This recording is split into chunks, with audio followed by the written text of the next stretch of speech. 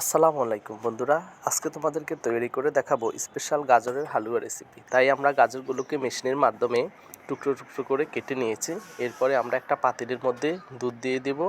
এরপরে দুধের সাথে আমরা অ্যাড করব তোমার তেজপাতা, এলাচ এবং দারচিনি এগুলা দিয়ে এবং চিনি এগুলা দিয়ে আমরা দুধকে ভালোভাবে নেড়ে নেব, যেন দুধের যে কাঁচা গন্ধটা ওটা যেন না থাকে। এই কারণে আমরা ভালোভাবে এগুলোকে নেড়ে নেব। এরপরে আমরা বন্ধুরা দুধটা হয়ে আসার পরে কাঁচা গন্ধটা যাওয়ার পরে আমরা দিয়ে দিব আমরা আগে যে গাজরগুলোকে কুচি কুচি করে রেখেছি এগুলো আমরা দিয়ে দেব। এগুলা দিয়ে দেওয়ার পরে আমরা বন্ধুরা ভালোভাবে এগুলা নাড়তে থাকবো।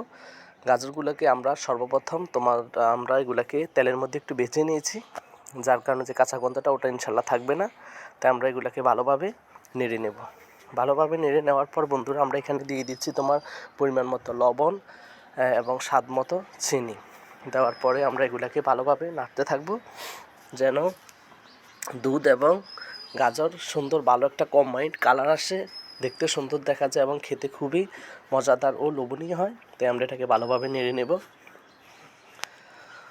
বন্ধুরা এগুলাকে ভালোভাবে নেড়ে নেওয়ার পরে দেখতে পাচ্ছ একেবারেই সুন্দর এবং এতে হয়ে আসছে আমাদের গাজরের হালুয়াটা। আমরা এগুলাকে আরেকটু ভালোভাবে কষিয়ে নেব এবং চুলোর মাঝারি আছে আমরা এগুলাকে ভালোভাবে আরেকটু যেন ভালোভাবে সিদ্ধ হয় আমরা চুলোর মধ্যে রাখবো।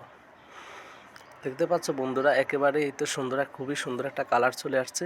এই দেখতে পাচ্ছ আমাদের গাজরের হালুয়া হয়ে গেছে ইনশাল্লাহ। এরপরে আমরা এটা সুন্দর দেখার জন্য এটার উপরে আমরা দিয়ে দিয়েছি পরিমাণ মতো কিশমিশ। দেখতে পাচ্ছ বন্ধুরা খুবই সুন্দর এবং লোভনীয় এবং ইয়াম্মি একটা কালার আসছে। তোমরাও ইনশাল্লাহ বাসায় ট্রাই করতে পারো, এই আর কি।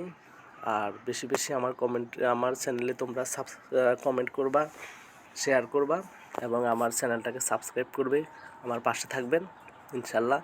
সবাই ভালো থাকবেন, আল্লাহ হাফিজ, এই আর কি।